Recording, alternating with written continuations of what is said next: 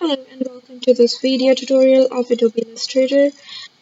Adobe Illustrator is a premium application used for creating vector graphics for print or web or social media and a lot more. Illustrator is a standard for making logos, graphics, comics, fonts, and much more.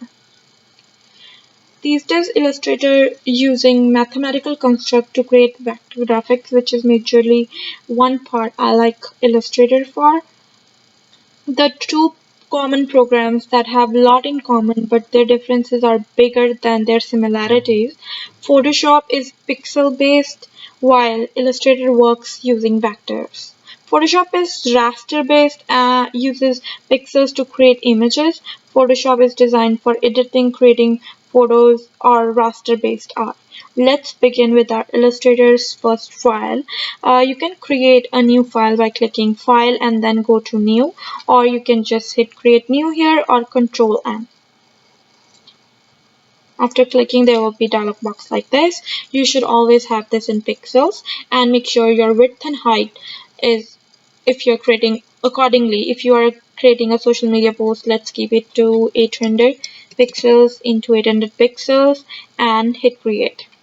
It will open our workspace, and this is my artboard right here, and this is my tools bar. It is in double column tools bar. We can cut into a single tools bar, single column, and then first of all we should go to Windows, and sometimes we create the tools, we take out the tools and put it somewhere else and set it accordingly. So that we all are on the same page, let's do this. Click on Windows, go to Workspace, and click on Essential Classic. This is my favorite setup to work with. So Windows Classics. And let's go towards our tools and see what tools are the best to use and what tools are one by one we will go through it. Okay, let's go to rectangles tool. So rectangles tool is basically to create any rectangle of any size. You can color it by coming here. This is the properties of the rectangle tool in the control panel. This is control panel, and it shows the color. There's a stroke of the rectangle. You see here the stroke color. You can change the stroke color as well. Here we will keep it black. And stroke size, this here you can increase the size of the stroke. Let's say we want it like 10 points, so it makes it broader, right? Here you see two rectangles right here. This rectangle is a fill and this is stroke. So fill is the color rectangle is filled with, and the stroke is the color that is actually representing the border of the rectangle. The two rectangles here will always be white and black. So if you click this, this will convert white and black. This rectangle became white and black, right? So if you want to go back, Control Z, you go back. So this arrow right here will swap the color of fill and the color of stroke. So if you click on this, this is swapped right here. Perfect. So let's see what this tool does. This is a type tool, and you click on it and then you can type. This is my type tool, and you can select or Control A to select it and click on the font size, increase the font to 72. You can see it better, and the font size you can change it from here. And this is your font style, and this is the font family, which one you want. Let's go to pen shift, that's my favorite, and this is our font.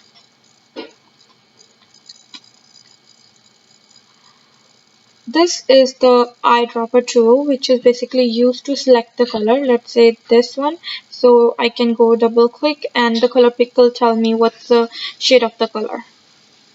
I can also see that the colors CMYK color percentage, just in case I want to use these. You can take this color percentage, and while you're doing in Photoshop or any other software, you can actually use this color code. Hit OK, and then this bar, the magnifier tool, lets you see it better. Just keep on clicking and you will be able to magnify it. If you want to go back, hold Alt and click, and you will be subtracting it. On this side, we have more properties for the tool that we have selected. So let's say we have selected this transform tool. Basically does what you can also do, like click on transform and the object you want to transform, and you can click and drag, Control T, and you can make it bigger like this.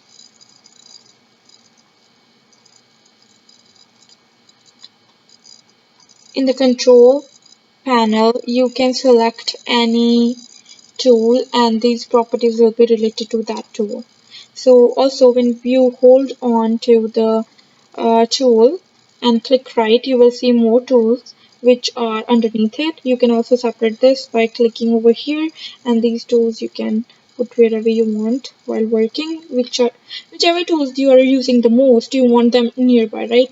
So this is a star tool, or you can also call it star tool, and you can also change the number of sides the star is having right now.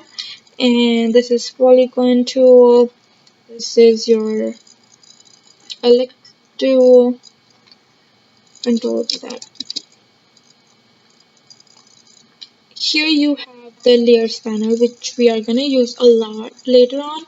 So you can also hide and show this layers panel, and then you can also lock and unlock. When you lock it, you cannot move any of the element on the layer. When you unlock it, you can. So that's the difference between locking and unlocking. Here you have artboard, how many artboards you have.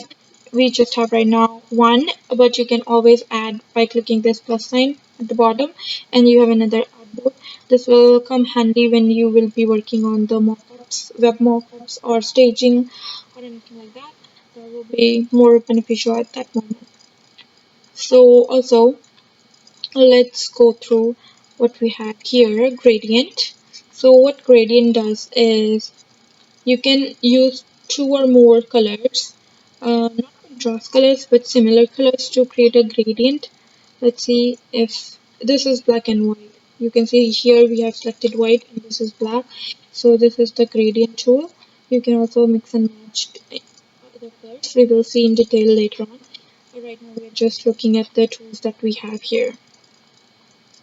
These are the brushes. We can use brush tool, type of brushes you can use. Here, paintbrush tool, bob brush tool, this is line tool, arc tool. Just click on another point from the anchor, select another point and create it. You better make it closed. Now you want to use pen tool.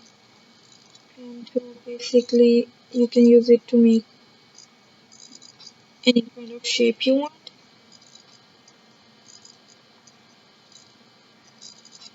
These tools are really handy. Later on you will know why.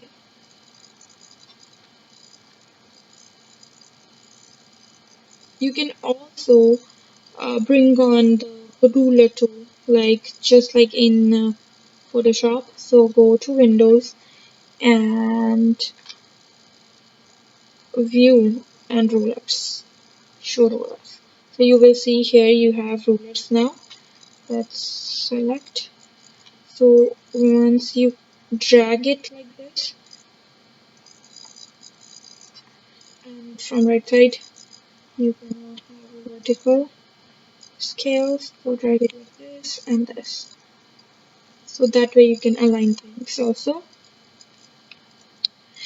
That is it for tonight, and we will continue our next tutorial. Till then, have a good day. Bye bye.